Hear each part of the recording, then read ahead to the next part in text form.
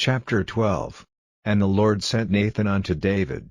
And he came unto him, and said unto him, There were 2 men in one city, the one rich, and the other poor. The rich man had exceeding many flocks and herds, but the poor man had nothing, save one little ewe lamb, which he had bought and nourished up, and it grew up together with him, and with his children. It did eat of his own meat, and drank of his own cup, and lay in his bosom, and was unto him as a daughter. And there came a traveler unto the rich man, and he spared to take of his own flock and of his own herd, to dress for the wayfaring man that was come unto him, but took the poor man's lamb, and dressed it for the man that was come to him. And David's anger was greatly kindled against the man, and he said to Nathan, As the Lord liveth, the man that hath done this thing shall surely die, and he shall restore the lamb fourfold, because he did this thing, and because he had no pity. And Nathan said to David, Thou art the man. Thus saith the Lord God of Israel, I anointed thee king over Israel, and I delivered thee out of the hand of Saul, and I gave thee thy master's house, and thy master's wives into thy bosom, and gave thee the house of Israel and of Judah, and if that had been too little, I would moreover have given unto thee such and such things. Wherefore hast thou despised the commandment of the Lord, to do evil in his sight?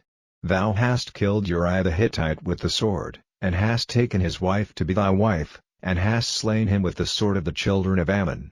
Now therefore the sword shall never depart from thine house, because thou hast despised me, and hast taken the wife of Uriah the Hittite to be thy wife.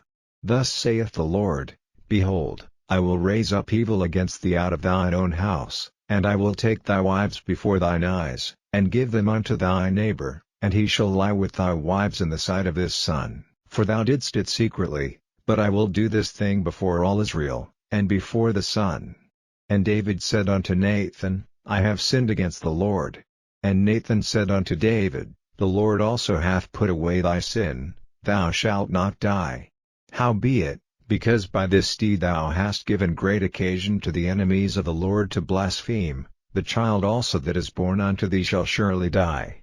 And Nathan departed unto his house. And the Lord struck the child that Uriah's wife bare unto David, and it was very sick. David therefore besought God for the child, and David fasted, and went in, and lay all night upon the earth. And the elders of his house arose, and went to him, to raise him up from the earth, but he would not, neither did he eat bread with them. And it came to pass on the 7th day, that the child died. And the servants of David feared to tell him that the child was dead, for they said, Behold, while the child was yet alive, we spake unto him, and he would not hearken unto our voice. How will he then vex himself, if we tell him that the child is dead? But when David saw that his servants whispered, David perceived that the child was dead. Therefore David said unto his servants, Is the child dead? And they said, He is dead. Then David arose from the earth, and washed, and anointed himself, and changed his apparel, and came into the house of the Lord, and worshipped. Then he came to his own house, and when he required, they set bread before him, and he did eat. Then said his servants unto him, What thing is this that thou hast done?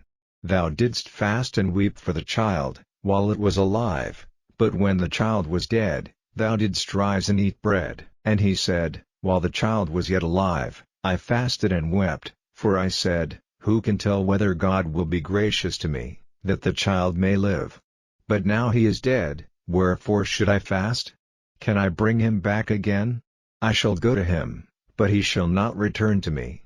And David comforted Bathsheba his wife, and went in unto her, and lay with her, and she bare a son, and he called his name Solomon, and the Lord loved him. And he sent by the hand of Nathan the prophet, and he called his name Yedidiah, because of the Lord.